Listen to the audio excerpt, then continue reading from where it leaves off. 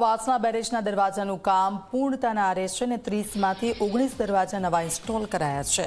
અન્ય દરવાજાઓનું સમારકામ શરૂ કરવામાં આવ્યું છે। ટૂંક સમયમાં જ ફરીથી રિવરફ્રન્ટ નર્મદાના નીરથી છલકાશે। 2 મહિના બાદ 15 જૂન સુધીમાં બેરેજની કામગીરી પૂરી કરાશે।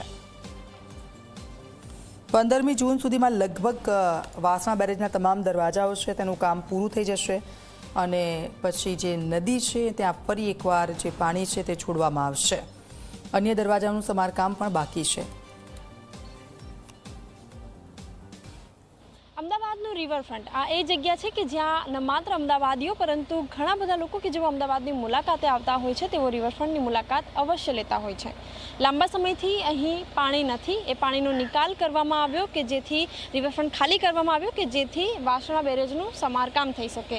કુલ 30 જેટલા દરવાજા, જેમાંથી 19 જેટલા દરવાજા નવા નાખવામાં આવ્યા છે। દ્રશ્યો હાલ આપ જોઈ રહ્યા છો।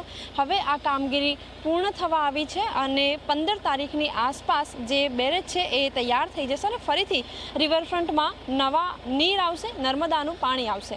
મહત્વની વાત એ છે કે ચોમાસા પહેલાં એટલે કે પ્રી મોન્સૂનની કામગીરીના ભાગરૂપે જે પાણી હોય છે એ વરસાદી પાણીમાં ક્યાંક બેરેજના દરવાજા વધારે બગડી ન જાય, ગુણવત્તા તેમની જળવાયેલી રહે એ માટે હાઈકમાન્ડથી ટીમ આવતી હોય છે અને તે તપાસ કરતી હોય છે। ત્યારે જણાઈ આવ્યું કે વાસણા બેરેજમાં જે દરવાજા છે એને સમારકામની જરૂર છે। લાંબા સમય બાદ આ જે બેરેજના દરવાજા છે એનું સમારકામ કરવામાં આવી રહ્યું છે।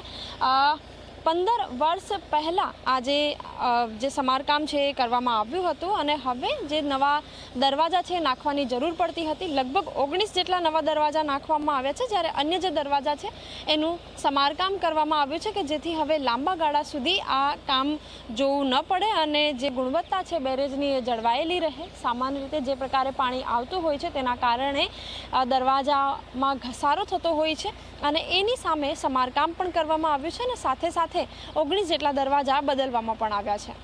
કેમેરામેન તુષાર શાહ સાથે સપના શર્મા, ઝી 24 કલાક, અમદાવાદ।